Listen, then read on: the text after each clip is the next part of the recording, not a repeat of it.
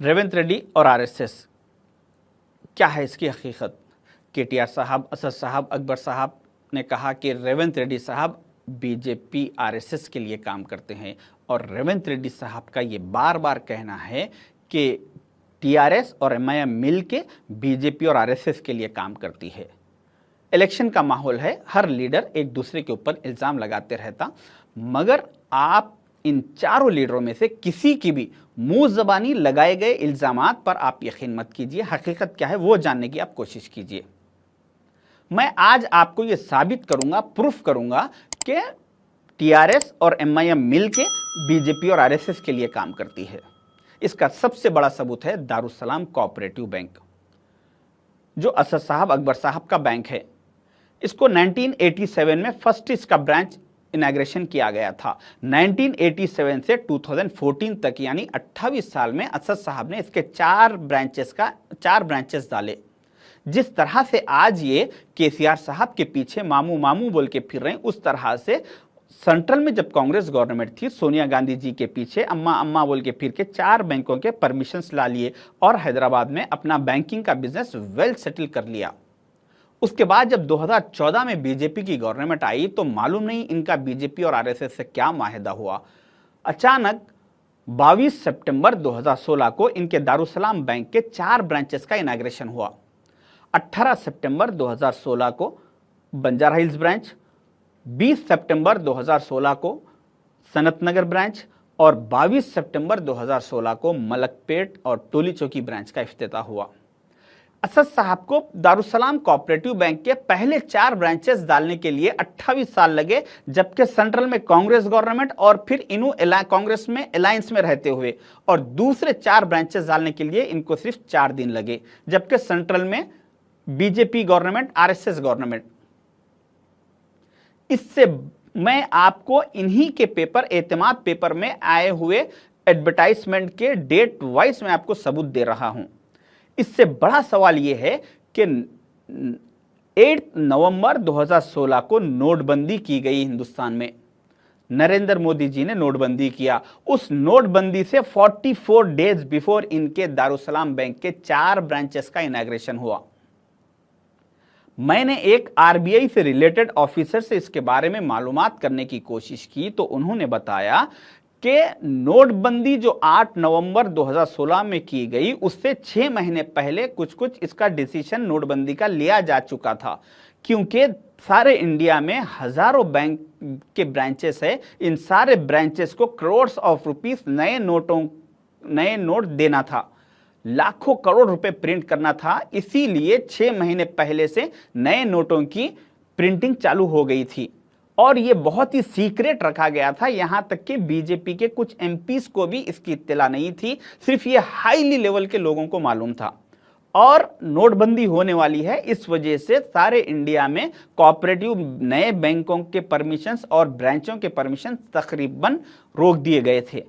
वैसे वक्त पे सारे हिंदुस्तान के कोई कोऑपरेटिव बैंक के 4 ब्रांचेस का किसी को परमिशन नहीं मिलता, किसी के 4 ब्रांचेस इनॉग्रेशन नहीं होते नोटबंदी से पहले। दारुसलाम कोऑपरेटिव बैंक के 4 ब्रांचेस 44 डेज बिफोर इनॉग्रेशन होते हैं, इनको परमिशन मिलता है। ये इस बात का सबूत है कि ये दोनों भाई आरएसएस और बीजेपी से सेंट्रल में मिल के काम कर रहे हैं और इनको इस बात की शाहिद के इत्तला पहले से थी।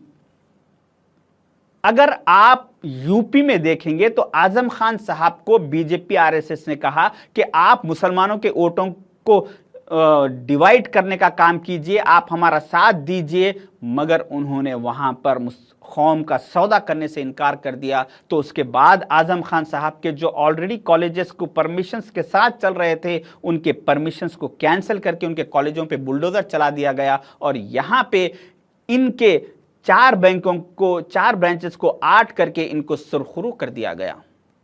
आप अगर महाराष्ट्र में नवाब मलिक साहब को देखेंगे, जो एनसीपी के मिनिस्टर थे, उनको कहा गया आरएसएस और बीजेपी की तरफ से कि आप मुसलमानों में इंतशार पैदा कीजिए, आप हमारे दिए हुए स्टेटमेंट्स दीजिए, जज्बाती तकरीरें करके मुसलमानों को बहकाने की कोशिश कीजिए। तो नवाब मलिक साहब ने भी कौम का सौदा करने से इनकार कर दिया। उसके बाद उनके ऊपर केसेस बुक करके उन्हें अंदर डाल दिया गया, जेल में डाल देके उनके सारी मिनिस्ट्री, हर वो चीज़ ख़त्म कर दी गई। और यहाँ पे आप देखिए अकबरुद्दीन ओवैसी साहब जो 2012 से इनके ऊपर हेट स्पीचेस के केसेस चल रहे हैं, उन सारे केसेस को ख़त्म करके 9 अप्रैल 2022 को अकबरुद्दीन ओवैसी साहब को बाइज्जत बरी कर दिया गया।